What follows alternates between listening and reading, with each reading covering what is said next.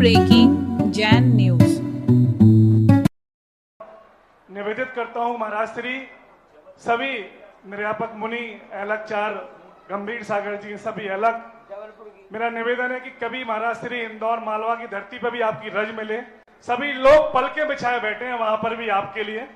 और महाराज श्री मेरा एक सिर्फ छोटा सा प्रश्न है कि बुंदेलखंड के जब बाहर हम निकलते हैं या मालवा के बाहर तो 20 पंथ के मंदिरों में जब दर्शन बंबई दिल्ली तरफ जाते हैं साउथ में तो 20 पंथ में देखते हैं कि अधिकांशतः मंदिरों में वैसे ही दर्शन या अभिषेक होता है। तो जब हम उनसे चर्चा करते हैं तो वो यह कहते हैं कि सभी शास्त्रों में 20 पंथ का ही उल्लेख है, 13 पंथ अभी कुछ वर्षों से ही आया है।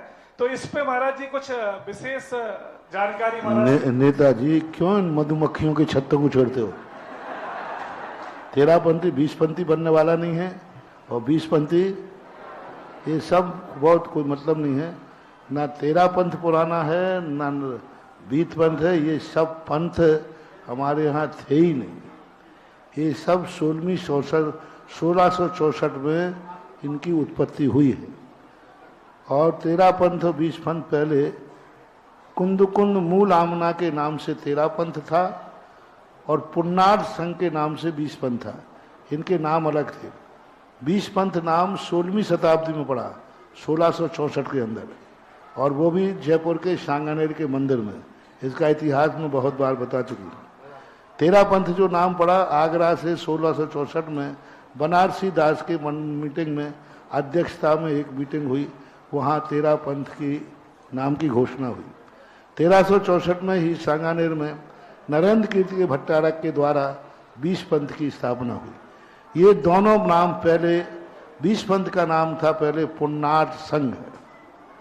पुन्नार संघ के साधु उसको मानते थे। और 13 पंथ का नाम था कुंद कुंद मूलामना। कुंद कुंद की परंपरा से महावीर स्वामी गणधर कुंद कुंद की परंपरा से जो परंपरा चलती आई वह बाद में 13 पंथ हो गई। और 7वीं शताब्दी में पुन्नार संघ की जो परंपरा चलती आई वो 20 पंथ हुई। ये दोनों परंपराएं इस प्रकार चल रही हैं। विदिशा जैन समाज अपना निवेदन और प्रश्न यहाँ पर रख रहे हैं गुरुदेव के चरणों में, और उसके बाद में तैयार रहेंगे आपके सागर समाज की विभूति महेश जी बिलैराह परिवार। गुरुदेव के चरणों में सकल जैन समाज जिला विदिशा की ओर से त्रिवार नमोस्तु नमोस्तु नमोस्तु भगवान। हे प्रभु, आपने जो बीज 1992 में विदिशा में शीतल धाम के रूप में बोया था वो आज वृक्ष का रूप लिए हुए है। हमारा पूरी सकल जैन समाज का अनुरोध है कि विदिशा में एक बार वहां पर आप बर्रो वाले बाबा के दर्शन करें, और जो भक्तों को आपने इस लायक बनाया है भगवान, नहीं तो हम तो ना जाने कहाँ जीवन लिए घूमते रहते क्या करते। आज आपका आशीर्वाद का फल है कि मेरा एक बेटा और उसने भी पिछली ली हुई है सोमसागर जी महाराज की। हाँ।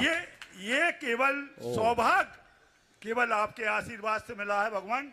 और आज विदिशा में हमारे मित्र सनत जैन, महेंद्र जैन और अजित जैन, अमित जैन परिवार पंच कल्याणक करने जा रहे हैं। इन्होंने अपनी ही राशि से अपनी ही जमीन पर एक विशाल मंदिर बनाया है, और वो सभी परिवार के सारे लोग और विदिशा में जितने मंदिर हैं सबके प्रतिनिधि लोग आपके चरणों में निवेदन लेकर आए हैं प्रभु कि आपके चरण कमल उस भूमि पर पड़ें और पंच कल्याणक बहुत अच्छे से सफल हो। यही भावना लेकर आए भगवान। बहुत सभी की भक्तों की भावना पूर्ण करें। देखिए, ये बहुत ही अनुकरणीय उदाहरण है।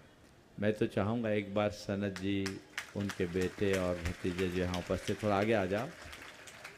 ये मणिधर परिवार कहलाता है विदिशा का, और इन्होंने बहुत उदारता का परिचय दिया।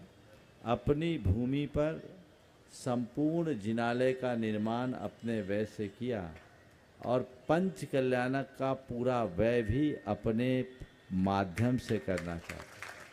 आयोजक पंच कल्याणक की समाज है, लेकिन पुण्यार्जक बनने का सौभाग्य इन्होंने प्राप्त किया।